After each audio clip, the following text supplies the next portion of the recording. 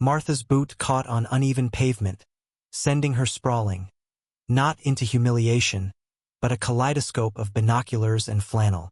58 years old, and here she was, face to face with a stranger's thermos. Why did it smell like lavender kombucha? Seattle's farmers market buzzed around her, but Urban Bird Collective barely noticed her stumble. They were too busy arguing over Crow dialects. Her field notebook tumbled open, revealing years of scribbles. Sparrow with a limp, 3:15 p.m., same bench. Grief. Martha's boot caught on uneven pavement, sending her stumbling into a puddle. Rainwater seeped through her socks, that cold shock snapping her back to present. 58. She'd become a master of distraction. Folding laundry into origami, scrolling news feeds until her thumbs ached. Anything to avoid gnawing dread about rising tides and burning forests. Climate grief clung like static, frizzing her thoughts until even grocery lists felt pointless. Then came Flyer Farmers Market, taped beside baskets of bruised peaches. Urban Birdwatch Collective, no experience needed. Below, someone had scribbled BYO binoculars and bad jokes. Martha hesitated. Field notebooks reminded her of childhood summers pressing dandelions into encyclopedias. Back when saving world felt as simple as labeling leaves. Now her hands shook holding a pen. First meetup, she fumbled with her borrowed binoculars, mistaking a crumpled chip bag for a heron. But group, retired teachers, baristas, a teen with neon hair, just laughed and nudged her toward a real sighting. A spotted towhee rustling in blackberry brambles. His feathers were ink blots on rust, a Rorschach test she couldn't fail. Scribbling notes, Martha felt old thrill of noticing. Weeks passed. She learned crows held grudges. Juncos had snowbell voices. Her notebook grew fat with sketches and coffee stains. Doubt still crept in, whispering that tallying sparrows was like bailing floodwater with a teaspoon. But then she'd spot a neighbor pointing hawk she'd logged last week. Or teen would text her a blurry shot of Martha's favorite flicker. Purpose, it turned out, wasn't some grand rescue mission. It was this. Showing up, paying attention, letting small Martha's boot caught on uneven pavement, sending her field notebook skidding toward a storm drain. She lunged, knees protesting, fingertips grazing its worn leather cover before it teetered on edge. A hand darted past hers. Gnarled knuckles, turquoise ring. Plucking it from disaster. Close call, said a woman in a moth-patterned raincoat, flipping through watercolor sketches of juncos and towhees. You're one who's been logging those crow roosts by library. Creator blinked. 58. She'd expected invisibility, not recognition from strangers over bird habits.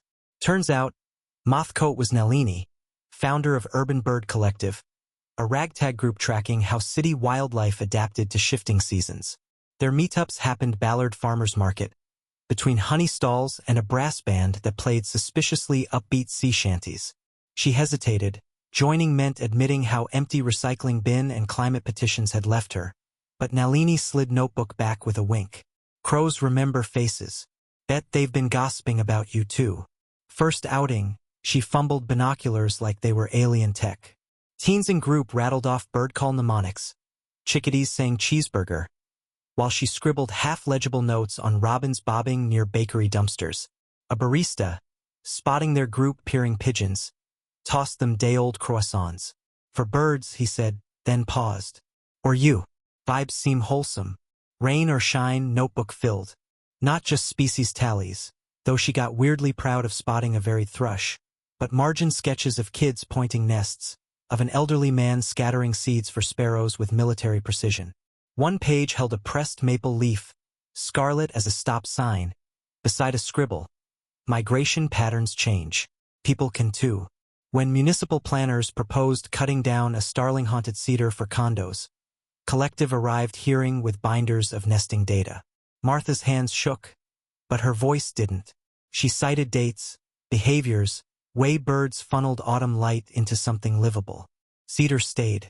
Later, reviewing her notebook under a street lamp, Martha realized it held more than observations. It was proof of paying attention, of small stubborn acts adding up. Some pages were smudged by rain or her own clumsy coffee spills, but spine held, just like her. Just like city, learning, one crooked pavement slab, one croissant, one crow at a time, how to keep going. Martha's boot caught on uneven pavement, sending her field notebook skidding into a puddle. She cursed under her breath, knees protesting as she crouched to rescue it. Pages of carefully logged sparrow sightings bled into soggy streaks. So much for her streak of perfect data. 58 years old, and here she was playing amateur ornithologist like some overeager retiree. But joke landed flat even in her own head. This wasn't just a hobby. That notebook held proof. Proof that stubborn life persisted between concrete cracks, that her hands could still mend something. Seattle's gray drizzle blurred line between mist and her own frustrated exhale. 3 weeks ago, she'd almost quit Urban Birdwatching Collective after mistaking a juvenile crow for a raven. Group chats, gentle corrections had stung more than they should have.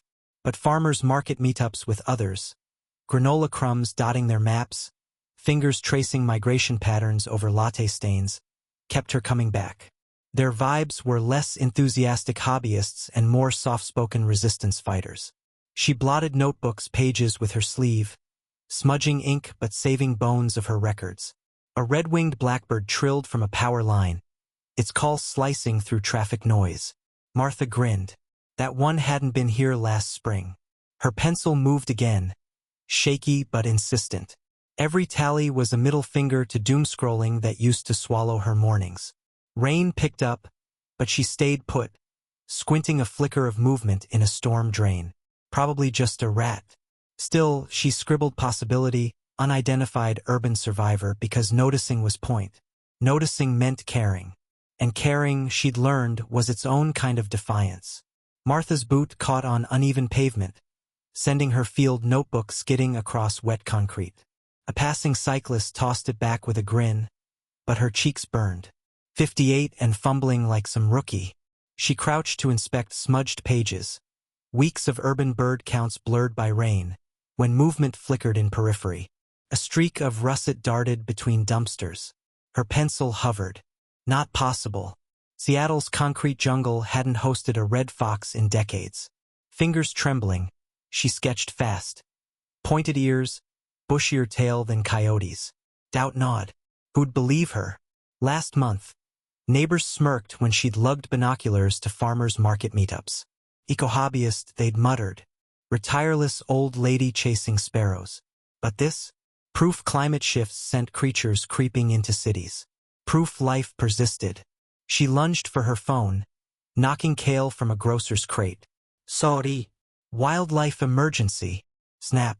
Grainy, but unmistakable. Fox eyes gleamed like molten pennies before vanishing. Posting it online felt like tossing a message in a bottle. Until morning, her dingy apartment buzzed.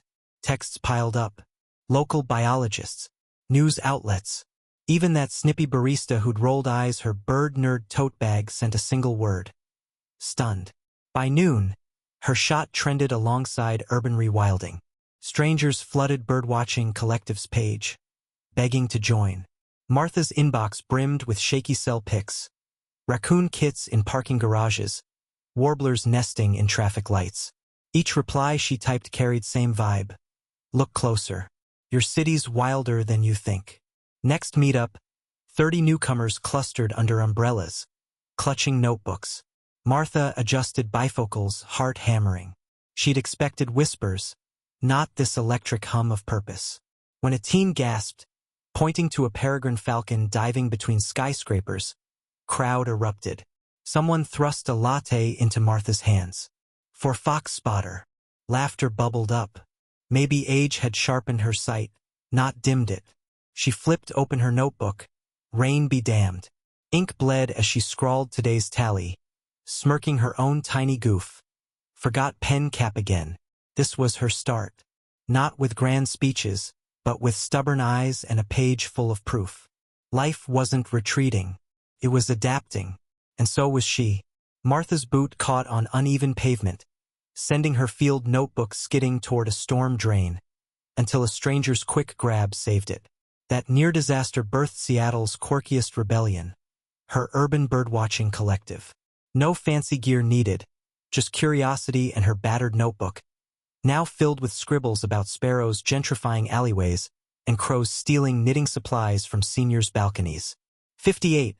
Woman traded doom-scrolling for dawn patrols, rallying neighbors through farmers' market meetups where binoculars dangled next to organic kale. Her crew, retired teachers, baristas, a punk rock grandma, found solace in tracking how chickadees adapted to hotter summers. Data became their love language. Spreadsheets sparked joy. One Tuesday, creator guided a new member trembling with climate grief. "Watch that junco," she murmured, pointing to a bird nesting in a traffic cone. "Survival's messy, but it's happening." Woman's tight shoulders dropped. So did Martha's. By summer's end, their findings helped city planners protect urban wetlands. Notebook margins bloomed with doodles. A crow wearing sunglasses, a heron mid-strut. Proof that purpose could be playful. Even on rainy days, their laughter scattered like startled starlings. Martha never expected her odd habit to morph into a movement. But here's magic. When hands grip pens instead of ringing in worry, small actions rewrite futures. Grab your notebook. Wild hope waits outside.